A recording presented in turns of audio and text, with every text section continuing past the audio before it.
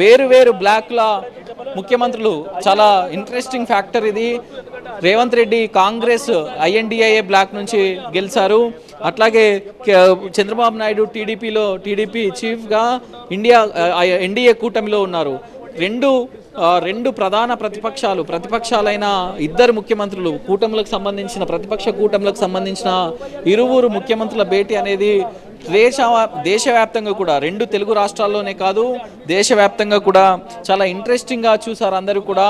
So ఈ అంశాలకు సంబంధించి ఏవైతే తెలంగాణ ఏపీ తీసుకున్న అంశాలైతే రేపు పొద్దున దేశాన్ని ఆకర్షించేలాగా, అంటే ఈ రెండు అంశాలను గతంలో రాష్ట్రాలు విడిపోయినప్పుడు కూడా ఇట్లాంటి చిక్కుముడులే వచ్చినప్పుడు కేంద్రం పెద్దన్న పాత్ర పోషించి పరిష్కరించిన సందర్భాలు ఉన్నాయి. సో ఇప్పుడు రెండు రాష్ట్రాల ముఖ్యమంత్రులు కలిసి పరిష్కరించుకోవడం అయితే డెఫినెట్గా ఇదొక పెద్ద మూవ్ అనే చెప్పాలి. సో మొత్తానికైతే రెండు తెలుగు రాష్ట్రాల ముఖ్యమంత్రులు కలిసి తీసుకున్న నిర్ణయాలు దేశవ్యాప్తంగా ఇప్పుడు చర్చనీయాంశంగా మారనున్నాయి.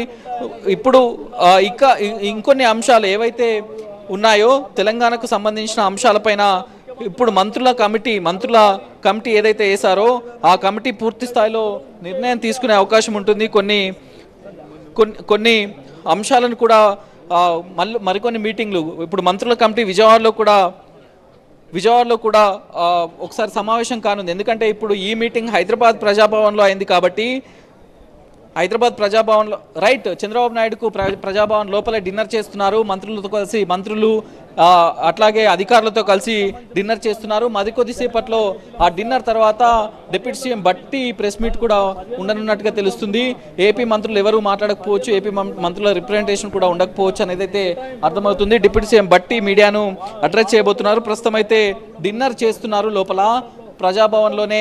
ఇరు రాష్ట్రాల ముఖ్యమంత్రులు కలిసి డిన్నర్ చేస్తున్నట్లుగా మనకు అందుతున్న సమాచారం. రైట్ ప్రభాకర్, అది రెండు తెలుగు రాష్ట్రాల భేటీ అయితే ముగిసినట్టుగా తెలుస్తోంది. డిన్నర్ కొనసాగుతున్నట్టుగా తెలుస్తోంది. లోపల డిన్నర్ తర్వాత భట్టి విక్రమార్క అలాగే ఇతర తెలంగాణ మంత్రులు మాత్రమే ప్రెస్ మీట్ పెట్టే అవకాశం ఉన్నట్టుగా తెలుస్తోంది. సో ఉమ్మడి ప్రెస్ మీట్ లేకపోవచ్చు అని అర్థమవుతోంది.